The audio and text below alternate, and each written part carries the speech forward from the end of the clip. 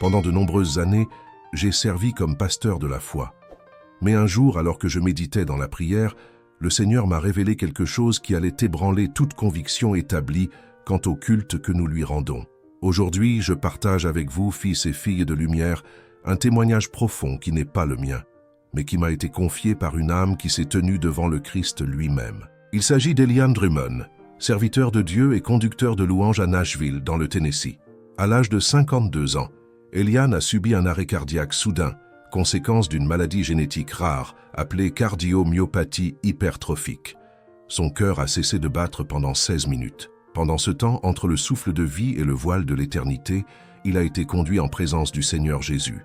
Et ce qu'il a vu, frère, ce qui lui a été montré est déchirant. Elian s'est retrouvé dans un lieu indescriptible. La lumière qui l'enveloppait ne lui faisait pas mal aux yeux. C'était comme l'amour de Dieu lui-même prenant forme. Et puis il a entendu son nom. Jésus l'a appelé. Le regard rempli de compassion, et en même temps d'un sérieux profond, le Seigneur lui demanda « Elian, sais-tu ce que tu as fait à mon peuple avec les chants que tu lui as appris à chanter ?» Déconcerté, Elian répondit en évoquant les vies touchées, les larmes versées, les conversions lors des cultes. Mais le Christ secoua la tête et lui dit « Beaucoup de ces moments émouvants ne viennent pas de moi. Je veux te montrer quelque chose qui te brisera le cœur. Mes enfants, si vous sentez que ce message a déjà touché quelque chose en vous et que vous souhaitez continuer à entendre de telles révélations, abonnez-vous à cette chaîne et partagez cette vidéo avec ceux qui aiment Dieu. Ce n'est pas un divertissement, c'est une lumière qui se répand en chacun de vous. Jésus le conduisit alors dans un lieu semblable à une vaste bibliothèque. Mais il n'y avait pas de livres, seulement des rouleaux de pure lumière. Chacun vibrait d'une mélodie distincte. Le Seigneur expliqua que chaque rouleau représentait un chant chanté en son nom. Cependant, tous ne plaisaient pas au Père. En jouant l'un des rouleaux, une musique familière, mais vide, sans vie et dénuée d'essence, résonna. Étonné, Elian entendit alors Jésus citer Amos 5,23. « Éloigne de moi le bruit de tes chants, car je n'écouterai pas la mélodie de tes harpes. » Le Christ expliqua que le Père appelait cette musique du bruit, et c'est encore le cas dans de nombreuses églises aujourd'hui. Fils, dit-il, il y a 6 genres de musique que beaucoup considèrent comme de véritables louanges, mais qui en réalité éloignent les gens de la présence du Père. Le premier était celui qui n'est pas né du Saint-Esprit. Ils se dirigèrent ensuite vers une autre étagère où les rouleaux reposaient, décolorés, ternes, presque morts. Jésus dit que beaucoup croient que le simple fait de mentionner son nom ou d'utiliser des phrases bibliques sanctifie la musique. Mais c'est une grave erreur. Elian vit des scènes de studio où la musique dite chrétienne était composée à l'aide de techniques profanes, de formules pour émouvoir, mais sans aucune onction. La parole vivante apparut alors devant lui, telle une lumière. Éphésiens 5, 18, 19. Soyez remplis de l'Esprit, entretenant entre vous des psaumes, des hymnes et des cantiques spirituels, chantant et célébrant de tout votre cœur les louanges du Seigneur. Et le Christ expliqua, avant de chanter de véritables cantiques, il faut être rempli de l'Esprit. Dans le grec original, le terme est pneumatikos, ce qui vient directement de l'Esprit de Dieu. Il ne s'agit pas seulement de religiosité. Jésus montra ensuite des églises bondées, des gens pleurant, levant les mains, mais sans aucune présence réelle de Dieu dans cet environnement. Jésus me révéla quelque chose que beaucoup ne saisissent pas encore. Toute la musique chrétienne n'est pas véritablement inspirée par Dieu. Une grande partie, dit-il, sonne comme le monde, car elle avait été créée pour provoquer des émotions, non pour engendrer une transformation. Pour aider Elian à mieux comprendre, le Seigneur lui accorda un aperçu de la véritable adoration, celle qui naît de l'essence de l'Esprit. Il entendit la même autorité qui reposait sur les chants de David, lorsque ces notes chassèrent l'esprit malin de Saül, comme le rapporte 1 Samuel 16, 23.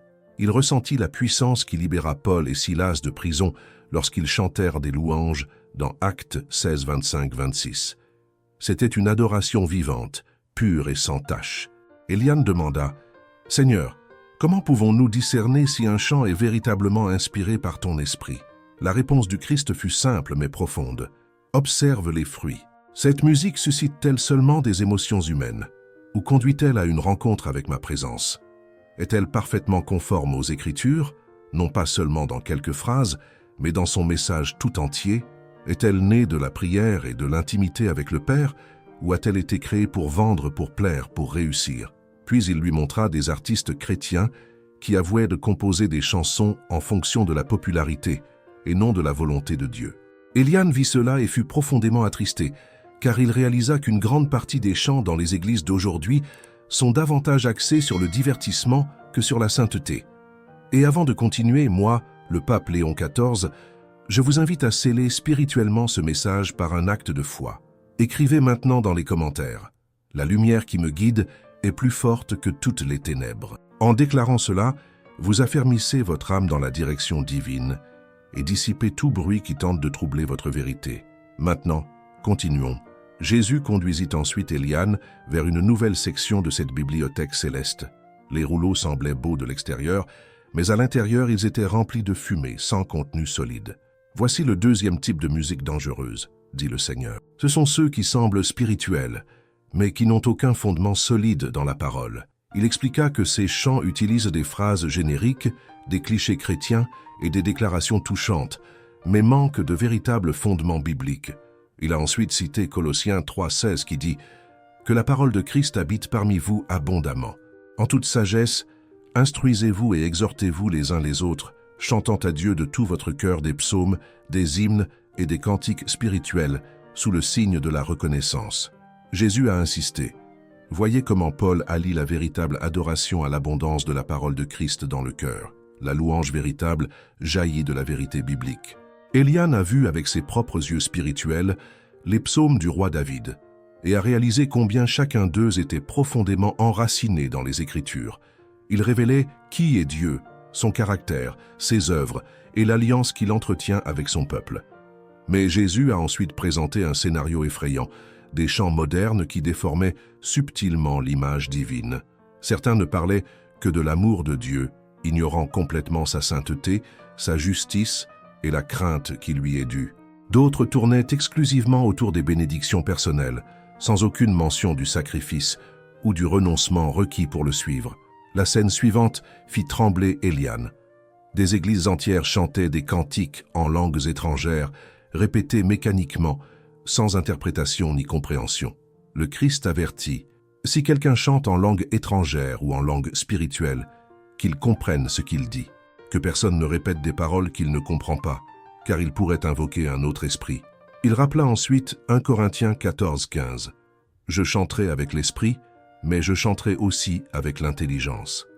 Et au verset 9, l'apôtre insiste, si vous ne prononcez pas des paroles intelligibles, comment reconnaîtra-t-on ce que vous dites?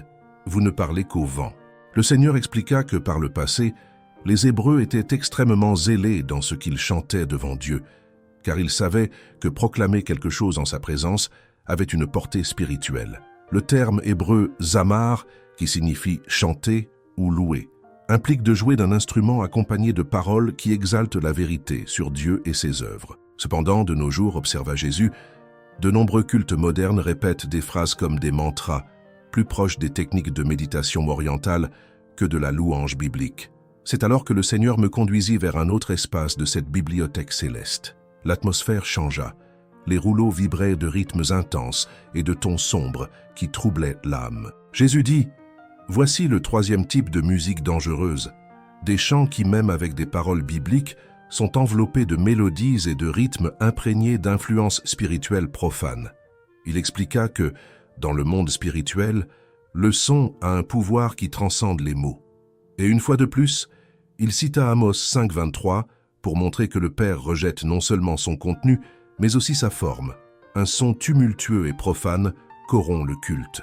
Le mot hébreu pour bruit, shaon, décrit un son bruyant et chaotique qui a perdu son caractère sacré. Le Christ a ensuite montré des scènes troublantes, des congrégations modernes adoptant des styles musicaux profanes, remplaçant simplement les paroles par des termes chrétiens, croyant que cela purifierait l'essence spirituelle du chant. Mais le Seigneur était clair. Certains rythmes, progressions harmoniques et même techniques vocales provenaient d'environnements spirituels éloignés de Dieu, certains même occultes, et de telles influences ne peuvent être effacées par de simples paroles. Les anciens Hébreux savaient qu'il existait des normes musicales appropriées au culte et d'autres inacceptables. David, lorsqu'il organisait le culte en Israël, choisissait non seulement des musiciens talentueux, mais aussi des hommes et des femmes sensibles à l'esprit, capables de prophétiser en jouant. Comme il est écrit dans 1 Chroniques 25, 1, 3, il a mis à part des Lévites pour prophétiser avec des harpes, des lyres et des cymbales. Jésus a expliqué que certains rythmes avaient été créés intentionnellement pour stimuler les désirs de la chair et que l'apposition de son nom sur de telles compositions n'annulait pas leur impact spirituel. Il se souvint que le Seigneur avait ordonné à Israël de se séparer des nations environnantes, non seulement par son alimentation ou ses vêtements, mais aussi par sa manière de célébrer son culte. Cette séparation n'était pas un caprice, mais une protection spirituelle contre une contamination subtile et maligne. Alors, la lumière vivante de 2 Corinthiens 6, 17 apparut devant Éliane. « Sortez du milieu d'eux et séparez-vous, dit le Seigneur. Ne touchez pas à ce qui est impur, et je vous accueillerai. » Jésus dit, « Lorsque la musique d'église devient indiscernable de la musique du monde, si ce n'est par ses paroles, elle perd sa sainteté. » Car Kadosh, le terme hébreu pour saint, signifie exactement cela. Mis à part, consacré, différent. Peu après, ils furent conduits dans un nouvel endroit. Ce qu'Éliane y vit le troubla profondément. Les rouleaux brillaient de couleurs vives et attrayantes, mais à l'intérieur ils étaient creux, vides d'essence. Jésus fit remarquer, c'est la 4e sorte de musique dangereuse. C'est celle qui privilégie l'émotion humaine au détriment de la vérité divine. Il a expliqué que ces chants sont soigneusement composés pour provoquer d'intenses réactions émotionnelles, sans nécessairement conduire à une véritable rencontre avec le Père. Il a ensuite rappelé ses propres paroles dans Jean 4, 24. « Dieu est esprit, et ceux qui l'adorent doivent l'adorer en esprit et en vérité. » Jésus a été direct. Il ne s'agit pas de l'un ou de l'autre, il faut les deux. Malheureusement, a dit le Seigneur, beaucoup de musique aujourd'hui confond bouleversement émotionnel et manifestation spirituelle. Puis il a montré quelque chose de terrifiant. Des images de culte ou des expériences émotionnelles étaient fabriquées par des techniques musicales, des éclairages de scène et même des manipulations de foule, le tout sans aucune intervention du Saint-Esprit. J'ai vu Satan utiliser cette structure pour tromper les foules, créant des environnements qui semblaient sacrés, mais qui n'étaient rien d'autre que des illusions, des églises entières séduites par une spiritualité fabriquée. Le Seigneur a été clair, la véritable adoration doit être fondée sur qui est Dieu, et non sur ce que nous voulons qu'il soit pour nous faire sentir bien. Et maintenant, si vous êtes encore avec nous, je vous demande, abonnez-vous à cette chaîne et partagez cette vidéo avec quelqu'un qui a besoin de comprendre la différence entre adoration et illusion. Il y a des âmes sincères qui chantent de tout leur cœur, mais qui ne se rendent pas compte qu'elles sont détournées de la présence réelle du Tout-Puissant. Jésus a ensuite montré des chants qui n'exaltaient que les êtres humains, avec des messages positifs mais dénués de confrontation, omettant l'obéissance et la repentance. Les gens jugeaient l'adoration à l'émotion qu'ils ressentaient, et non à la rencontre avec la présence de Dieu. C'est dangereux, a averti le Seigneur. Les émotions sont la partie la plus facile à manipuler chez l'être humain. Élian a vu David composer des psaumes exprimant la douleur, la joie, la peur et la confiance, mais revenant toujours à la vérité sur qui est Dieu et son alliance. Jésus a conclu, « Beaucoup de chants d'aujourd'hui ne parlent que de ce que Dieu fait pour l'homme, et non de qui je suis. » Ainsi est née une culture d'adoration égocentrique, où le critère est ce que le croyant ressent, et non ce que le Père reçoit. La révélation suivante du Seigneur à Éliane le piqua comme une plaie ouverte. Jésus présenta le 5e type de musique spirituellement dangereuse, celle qui, malgré des paroles théologiquement correctes et un style musical respectueux, est structurée de manière à mettre en valeur l'artiste plutôt que le créateur. Éliane fut transportée sur une scène illuminée par des lumières intenses, mais quelque chose attira son attention. Les projecteurs n'étaient pas pointés vers le haut, ils ne cherchaient pas à glorifier Dieu. Tout le monde était concentré sur les chanteurs et les musiciens. Le Seigneur expliqua que de nombreux chants de louanges finissaient par servir de vitrine pour exalter les talents vocaux ou le charisme humain, occultant la présence divine. Jésus cita ensuite Jean 3,30. « Il faut qu'il croisse et que je diminue. » Il affirma que ce principe devrait être le fondement de tous ceux qui dirigent le culte. Cependant, ce que nous avons vu, ce sont des chants soigneusement choisis, non pas pour leur message, mais pour la façon dont ils transparaissent dans la voix de l'interprète. Il m'a montré des églises où les chants de louange étaient sélectionnés en fonction de la tessiture vocale du leader, et non de leur cohérence spirituelle. Puis il lut solennellement Ésaïe 42, 8. « Je suis l'Éternel, c'est là mon nom. Je ne donnerai pas ma gloire à un autre, ni ma gloire à des idoles. » Et il déclara « Quiconque fait de la louange un moyen de se promouvoir s'aventure spirituellement sur un terrain périlleux. » Jésus invita Élie à contempler le temple décrit dans les Écritures. Là, des musiciens extraordinaires utilisaient leur talent non pas pour eux-mêmes, mais pour conduire le peuple vers la présence divine. Dans 1 Chroniques 15, 22, nous lisons l'histoire de Tchénania, qui dirigeait les Lévites en musique grâce à son talent. Mais son talent était un pont, non une scène. Le Seigneur a montré avec regret que l'industrie musicale chrétienne crée souvent de véritables idoles parmi le peuple, promouvant des styles vocaux si saisissants que les croyants finissent par imiter les chanteurs plutôt que de rechercher l'intimité avec Dieu. Il en résulte une génération qui chante avec technique, mais sans onction. Et si ce message vous touche, n'hésitez pas à soutenir ce don en cliquant sur le bouton « Merci beaucoup ». C'est grâce à ce geste que nous pouvons continuer à transmettre des messages comme celui-ci à ceux qui en ont le plus besoin.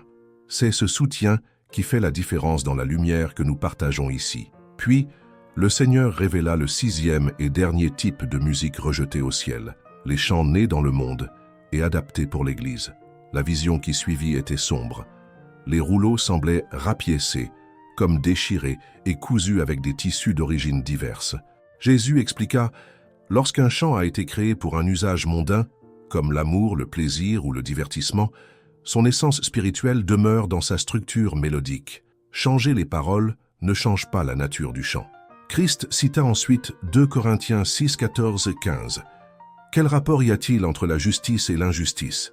Quel rapport y a-t-il entre la lumière et les ténèbres? Et quel accord y a-t-il entre Christ et Bélial ?» Eliane apprit le concept hébreu de kadosh, une chose consacrée exclusivement à Dieu. Autrefois, tout objet destiné à un usage sacré ne pouvait jamais être réutilisé à des fins communes. Il devrait en être de même pour la musique. Jésus a pointé du doigt les chefs de culte qui prenaient des mélodies populaires et profanes et en remplaçaient simplement les paroles par des termes chrétiens, pensant que cela les sanctifierait. Mais il a été catégorique. Un chant né pour éveiller les désirs charnels ou pour exalter l'ego porte cette marque, même lorsqu'il est accompagné de paroles nouvelles. Le Seigneur lui a ensuite rappelé Éphésiens 5, 19, où Paul donne cette instruction. « Entretenez-vous par des psaumes, des hymnes et des cantiques spirituels, chantant et célébrant de tout votre cœur les louanges du Seigneur. » Le mot grec pour « psaume » signifie jouer les cordes avec une inspiration spirituelle, c'est-à-dire avec une origine pure.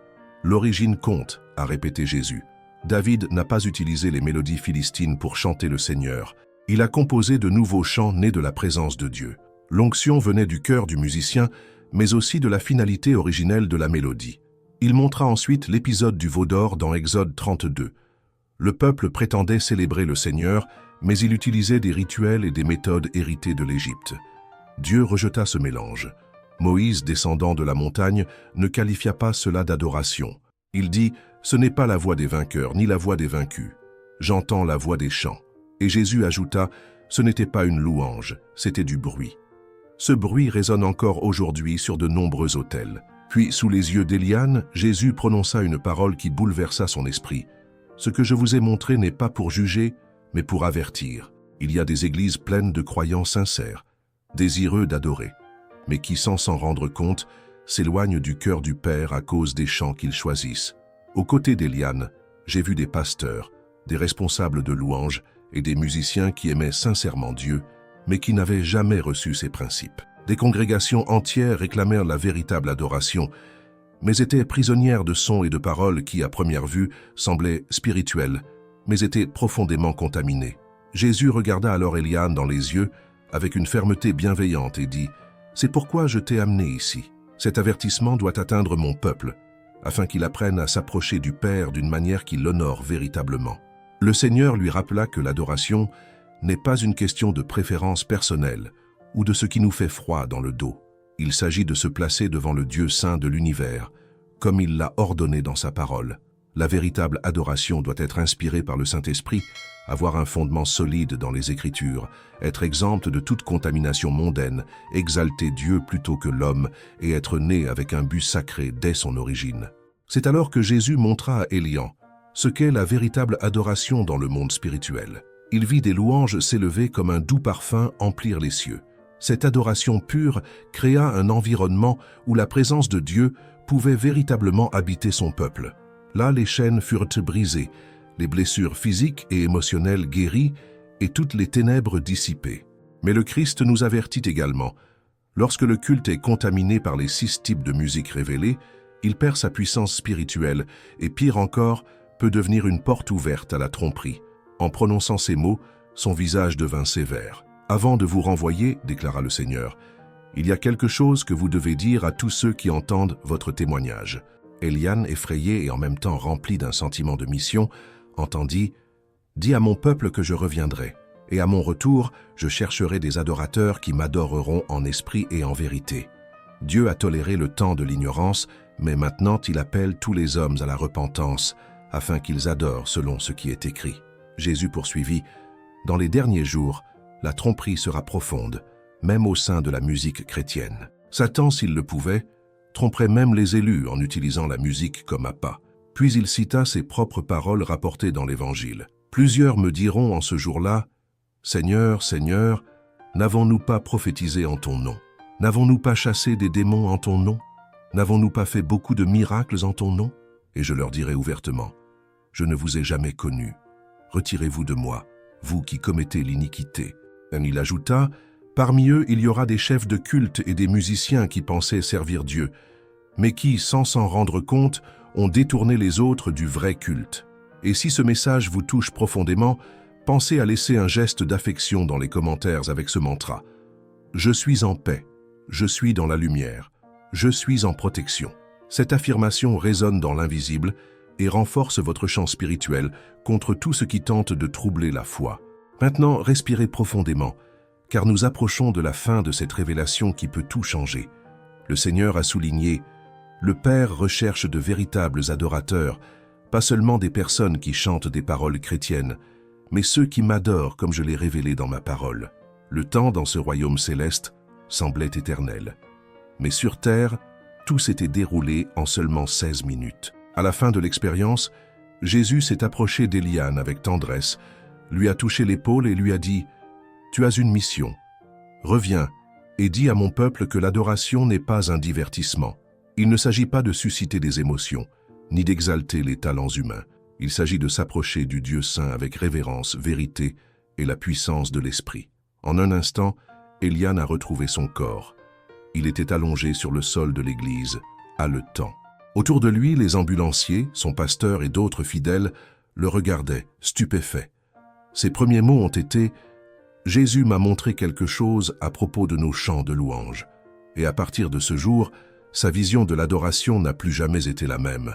Il a commencé à discerner plus profondément ce qui était chanté lors des offices et à partager son expérience chaque fois que le Seigneur lui ouvrait des portes. Tout le monde n'a pas accueilli favorablement le message qu'Eliane commençait à transmettre. Certains l'écoutèrent avec gratitude, touchés au cœur, et entamèrent un processus de révision en profondeur des chants qu'il chantait lors des cultes. D'autres, en revanche, s'offusquèrent, le jugeant trop strict, inflexible, voire critique. Mais Eliane ne pouvait rester silencieux. Après s'être tenu devant le Seigneur et avoir reçu des paroles aussi claires, il comprit que le silence serait complice de l'erreur. Il dit fermement, « Beaucoup se laissent tromper par une musique qui semble spirituelle, mais qui manque de l'onction de Dieu. Si vous êtes un responsable de louange, un pasteur ou quelqu'un qui aime la musique de louange, prenez cela au sérieux. Recherchez l'origine des chants. Priez pour le discernement. Ne présumez pas qu'un chant est saint simplement parce qu'il mentionne le nom de Jésus. » Et puis, d'une voix calme, il ajoute, « Souvenez-vous, il fut un temps où Dieu appelait les chants d'Israël du bruit, car le cœur du peuple était loin. Et cela, mes frères, se reproduit. La véritable adoration doit naître de l'esprit, être fidèle à la parole, purifier des influences impures, centrer sur Dieu et avoir un but saint dès le commencement. » Tel était le message que Jésus a confié à Eliane lors de son expérience avant l'éternité. Depuis, il prie pour que cette révélation transforme également l'adoration de chaque âme qui entend ses paroles. Le temps presse et le Seigneur revient. Que chacun de ceux qui entendent ce message examine son cœur, sa musique et son dévouement. Que nous ne soyons pas guidés par des modes, mais par l'Esprit. Que nos voix ne soient pas de simples sons, mais des expressions authentiques de révérence et de vérité. Que chaque note chantée s'élève comme un doux parfum et non comme un bruit rejeté. Puissions-nous être trouvés devant le trône de Dieu comme de véritables adorateurs. Et si vous sentez que ce message a profondément touché votre cœur, je vous invite dès maintenant à écrire dans les commentaires le mantra « Vérité, lumière et protection m'accompagnent chaque jour ». Ce faisant, vous scellez spirituellement cette parole dans votre vie. Attirez la protection et restez déterminé à atteindre le ciel. En conclusion, je dis, si ce message a résonné en vous, s'il vous a apporté lumière, réconfort, correction ou simplement une nouvelle compréhension, partagez cette vidéo avec vos proches. Abonnez-vous à cette chaîne pour continuer à recevoir des messages transformateurs. C'est un espace de révélation et d'éveil spirituel. Ensemble, nous retrouvons l'essence même de l'adoration. Que la paix du Christ habite votre foyer, que vos chants soient véritablement entendus au ciel et que chaque parole semée ici trouve un terreau fertile dans votre cœur. Amen.